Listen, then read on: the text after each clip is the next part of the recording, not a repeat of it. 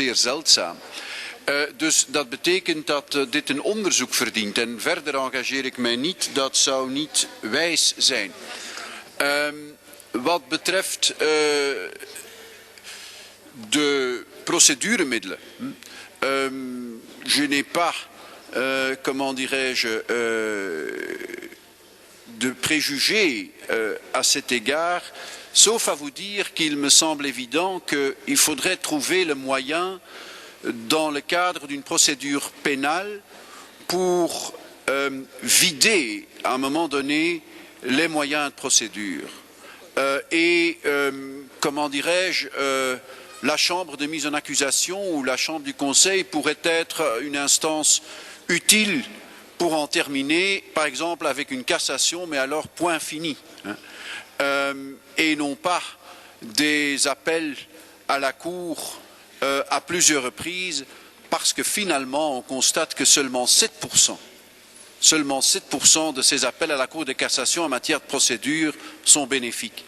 On peut dire 7 c'est suffisant, mais en matière civile, c'est par exemple 40%.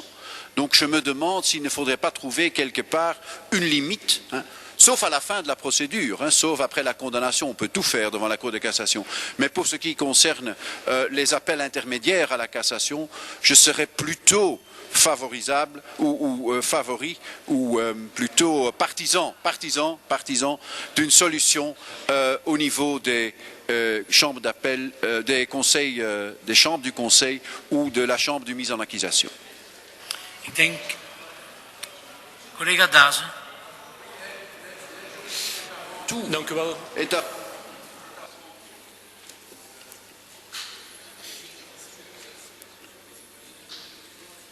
L'aide juridique est avant tout aussi un problème budgétaire.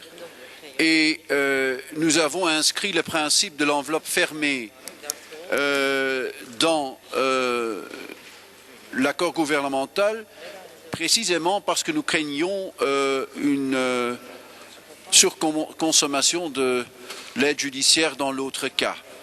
Je ferai de mon mieux au cadre du gouvernement pour faire ce qui est nécessaire, comme toujours, mais je n'ose rien promettre à cet égard. Je crois que ces derniers temps, l'enveloppe a fortement augmenté. Je veux dire, depuis le temps que vous étiez ministre de la Justice, Madame Onkelings, oui, quand même. En termes nominaux, certainement pas.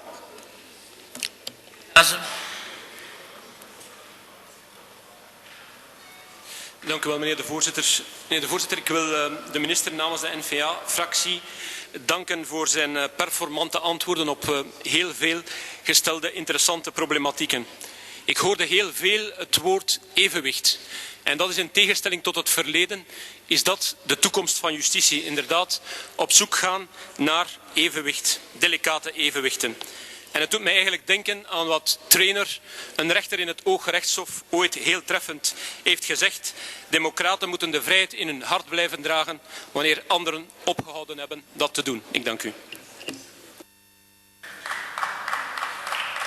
Ik denk dat we hiermee het hoofdstuk justitie kunnen besluiten en dat we kunnen overstappen naar binnenlandse zaken, politie en veiligheid. Premier orateur, c'est Monsieur De Meyer. Vous avez la parole.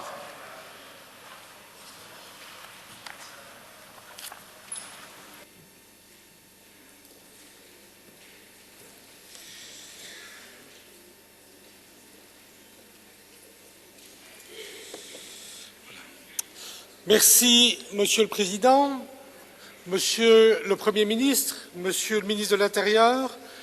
Quel sera l'apport concret de votre gouvernement pour lutter dans nos communes contre l'insécurité et pour promouvoir le vivre ensemble?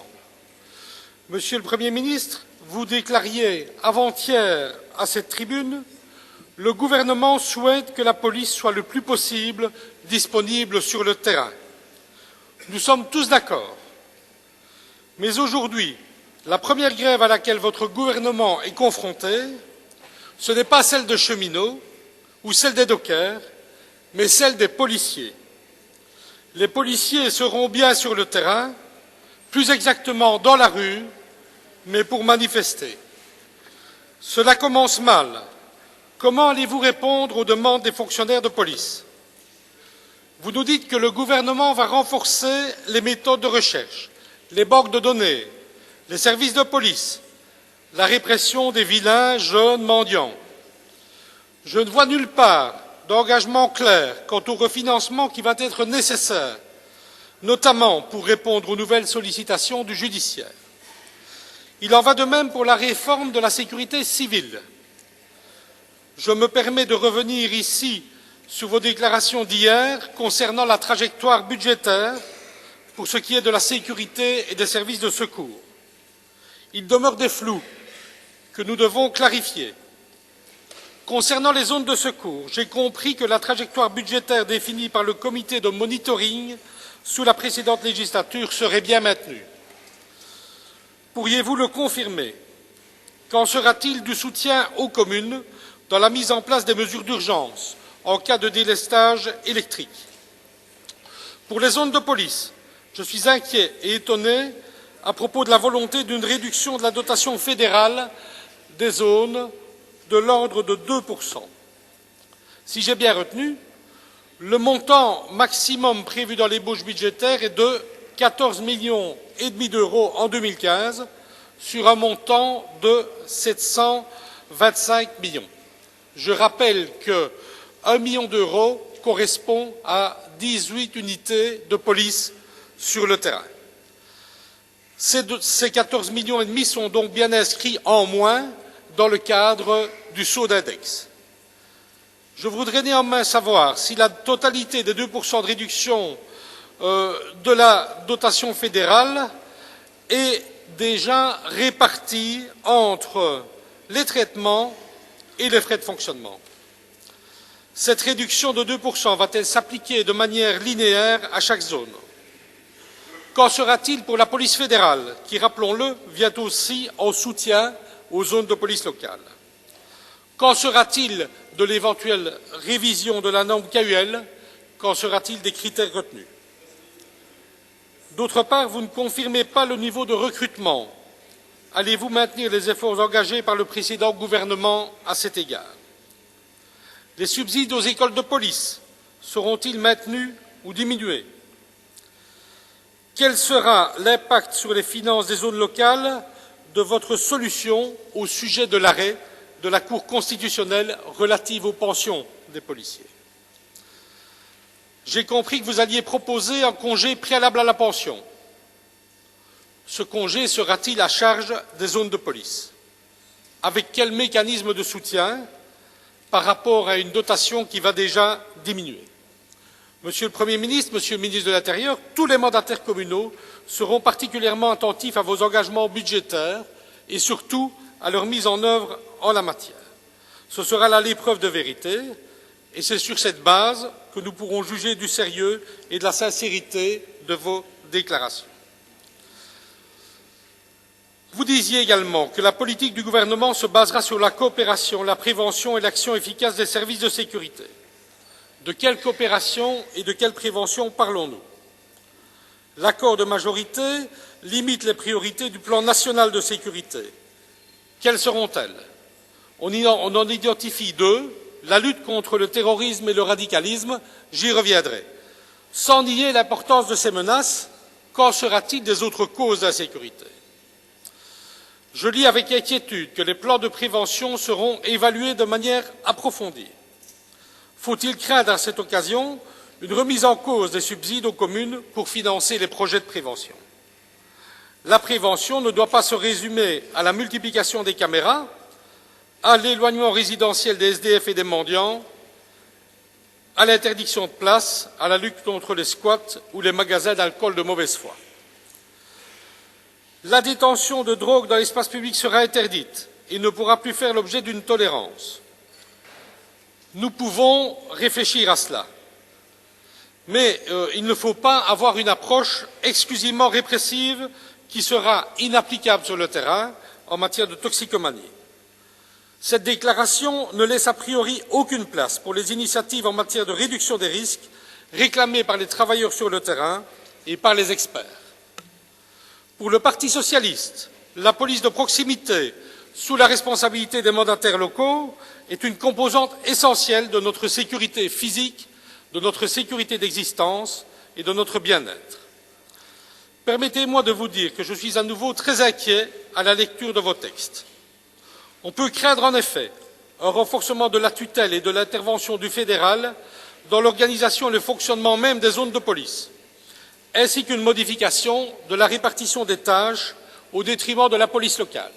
Donc ça voudrait dire, en schématisant, caricaturant, que les zones de police seraient dirigées par le fédéral et qu'elles verraient leur mission à la fois rabotée en termes de financement, mais aussi dirigée autrement par une modification de la répartition des tâches, la police locale s'acquittant alors des tâches autrefois dévolues à la police fédérale.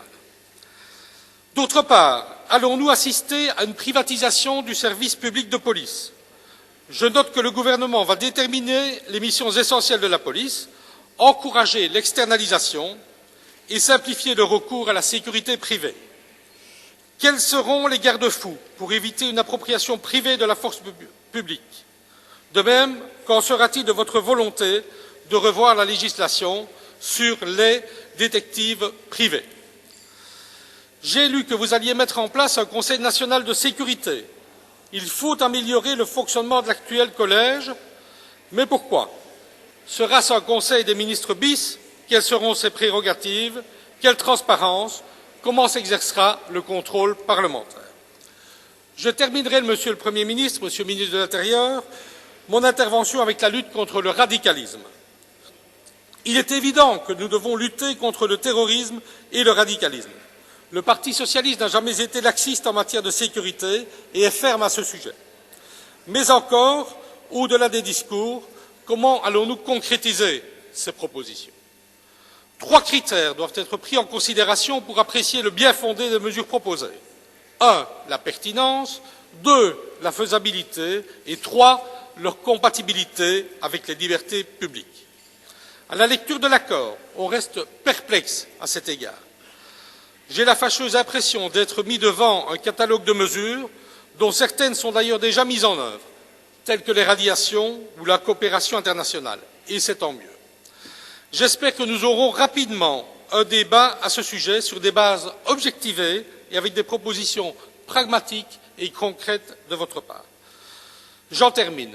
Monsieur le Premier ministre, Monsieur le ministre de l'Intérieur, nous avons besoin d'actes, de décisions pragmatiques répondant aux besoins des communes, des services de police, des services de renseignement, des femmes et des hommes qui à chaque instant œuvrent pour la sécurité de tous les citoyens, pour le vivre ensemble, pour l'émancipation et la cohésion sociale, pour la paix publique et pour le respect de la démocratie. Je vous remercie. Merci, Monsieur de Meyer. Meneer De Grote.